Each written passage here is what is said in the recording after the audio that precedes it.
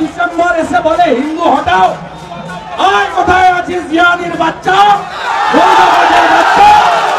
পাকিস্তানের বাচ্চা? এখানে সাইজ করতে এসেছি, সাইজ করতে এসেছি। আমাদের সনাতন ধর্ম শিখায় শান্ত থাকতে, সংযত থাকতে। আপনাকে কেউ ঢিল ছুড়লেও আপনি তাকে পাল্টা ঢিল ছুটতে পারেন না। আপনাকে এমন ভাবে সনাতন তৈরি করেছে। আপনার মধ্যে দেশ বিরোধিতা নেই, আপনার মধ্যে জিহাদি রিপু নেই, আপনার মধ্যে ধর্মান্ধতা নেই, আপনার মধ্যে মৌলবাদ নেই। আপনি নিজ ধর্মে শ্রদ্ধা রাখেন, অপর ধর্মে নিজ ধর্মে আস্থা রাখেন, অপর ধর্মে শ্রদ্ধা করেন। এই যে আমাদের হাজার হাজার বছরের পুরনো সনাতনী ধর্ম, সেই ধর্মে আমাদের যে শিক্ষা, সেই শিক্ষা নিয়ে আমরা এখানে এসেছি। আমরা অত্যন্ত পরিতাপের সঙ্গে আজকে খেজুরির হিন্দুরা শক্তি দেখালো, ছোট করে শক্তি দেখালো।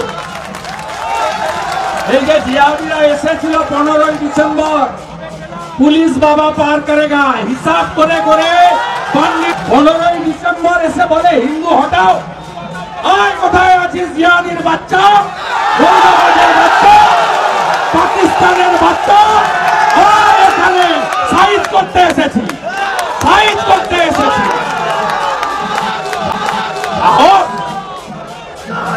পশ্চিমবঙ্গ ডক্টর শ্যামাপ্রসাদ মুখার্জি দিয়ে গেছে হিন্দুদের। ভারত ভাগ হয়েছে দ্বিজাতি তত্ত্বে, মুসলমানের জন্য পাকিস্তান মোহাম্মদ আলী জিন্না, আর ভারত হিন্দুস্তান। হিন্দু হটাও, আয় মৌলবাদের বাচ্চা, পাকিস্তানের নাতিরা আয় এখানে। 15,000 হিন্দু এসেছে সাইজ করার জন্য। জয় শ্রীরাম। দুনিয়ার হিন্দু, দুনিয়ার হিন্দু। ডিসেম্বরে আমাদের এই ভারত ভূমির পশ্চিমবঙ্গের হেরিয়াতে হিন্দু হটাও বলেছিল, পুলিশের সামনে, মিডিয়ার সামনে। এই জিহাদিদের বলতে চাই, তোমাদের মা মমতা ব্যানার্জি, মমতাজ আমি হারিয়েছি নন্দীগ্রামে, আর 26-এ হিন্দুরাই ওকে প্রাক্তন করবে। সব হিন্দুরা এক থাকবেন তো? জাত পাত ভুলে এক থাকবেন তো? কোন কিছুতে বিক্রি হবেন না তো? মমতা কিনতে পারবে না তো? জয় শ্রীরাম, জয় শ্রীরাম, জয় শ্রীরাম। জেগেছে রে জেগেছে, জেগেছে রে জেগেছে, জেগেছে রে জেগেছে, জেগেছে রে জেগেছে। মৌলবাদের বিরুদ্ধে, জঙ্গিবাদের বিরুদ্ধে সনাতনী ঐক্য জিন্দাবাদ। চিন্ময় প্রভুর মুক্তি চাই, চিন্ময় প্রভুর মুক্তি চাই। বাংলাদেশের হিন্দু আমার ভাই, তোমার ভাই। বাংলাদেশের হিন্দু, চট্টগ্রামের হিন্দু, বরিশালের হিন্দু, খুলনার হিন্দু। নমস্কার বন্ধুরা, আপনারা ভিডিওটি দেখলেন। এই ভিডিওটি যে গত 15 নভেম্বর হেরিয়াতে যে ভাষণ দিয়েছিলেন বা পদ অবরোধ করে তারা স্লোগানও দিয়েছিলেন যে হিন্দু হটাও দেশ বাঁচাও, তারই পরিপ্রেক্ষিতে হয়তো বিরোধী দলনেতা শুভেন্দু অধিকারী সেখানে সমাবেশও করলেন, পথযাত্রাও করেছেন এবং এই যে বক্তৃতা দিলেন।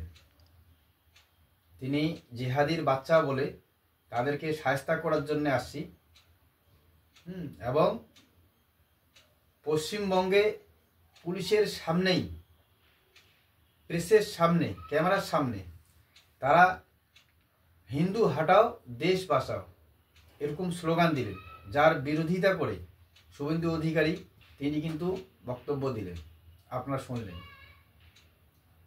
তো রাজনৈতিকভাবে এই যে ভাষণ বা এই যে বক্তব্য, এগুলার কি কোনোদিনে কোনো রকম শেষ হবে না?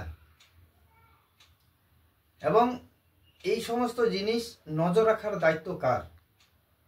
যারা প্রশাসনে আছে বা যে রাজ্য চালাচ্ছে তারই থাকবে সম্ভবত, কারণ রাজ্যের সব দায়িত্বভার বর্তমান যে রোলিং সরকার চলতেছে, তৃণমূল সরকার বা সর্বোচ্চ আসনে বসে আছেন মুখ্যমন্ত্রী মমতা ব্যানার্জি, তার উপর। কারণ আমরা বিগত দিনেও দেখেছিলাম যে হুমায়ুন কবির এক সময় বক্তব্য দিয়েছিলেন যে ভাগীরথীতে ভাসিয়ে দেওয়ার, সেই ভিডিও তো ভাইরাল হয়ে সবাই শুনেছিলেন। তার পরিপ্রেক্ষিতে যখন কলকাতায় মিঠুন চক্রবর্তী তিনিও কিন্তু বলছিলেন যে এখানে একজন লিডার ছিল যিনি বলছেন যে হিন্দুদের ভাগীরথীতে ভাসিয়ে দিতে 2 মিনিটও টাইম লাগবে না, কিন্তু তার সম্পর্কেই তিনি বক্তৃতা দিয়েছিলেন। সেটা নিয়ে কিন্তু তুলকালাম হয়ে গেল। তখন কিন্তু রাজ্য প্রশাসন থেকে শুরু করে সবাই কিন্তু তৎপর, এবং মিঠুন চক্রবর্তীর নামে কেজও হয়ে গেল। পশ্চিমবঙ্গের সাধারণ জনগণও জেগে উঠেছিলেন। আমরা সেই খবর সবাই অবগত, সবাই দেখেছিলাম। কিন্তু যখন এই হেরিয়াতে হিন্দু হাটাও দেশ বাঁচাও এরকম স্লোগান আসলো, তখন কিন্তু আমরা প্রশাসনিক কোনো পদক্ষেপ দেখলাম না, যার জন্যই হয়তো বিরোধী দলনেতা শুভেন্দু অধিকারী তিনি কিন্তু বললেন যে 15ই ডিসেম্বর এই হেরিয়াতে পুলিশের সামনে এবং ক্যামেরার সামনে, প্রেসের সামনে এখানকার জিহাদিরা বলেছিল যে হিন্দু হাটাও দেশ বাঁচাও।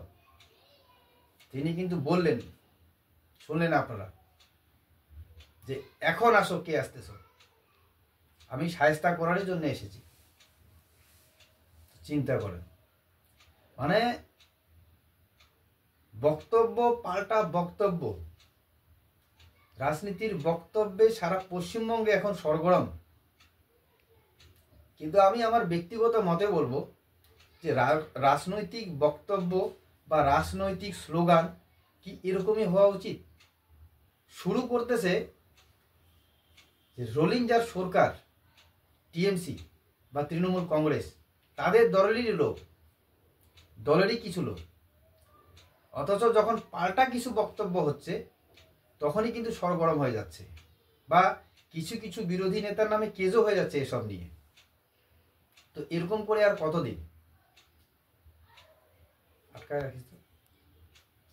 যার জন্যে শুভেন্দু অধিকারী তিনি কিন্তু বললেন যে কলকাতায় আমি হারিয়েছি মমতা ব্যানার্জিকে, এবং সামনে 26-এর যে ভোট, সেখানে কিন্তু হিন্দুদের তাকে ভোটে হারিয়ে দিতে হবে এবং প্রাক্তন মুখ্যমন্ত্রী করতে হবে।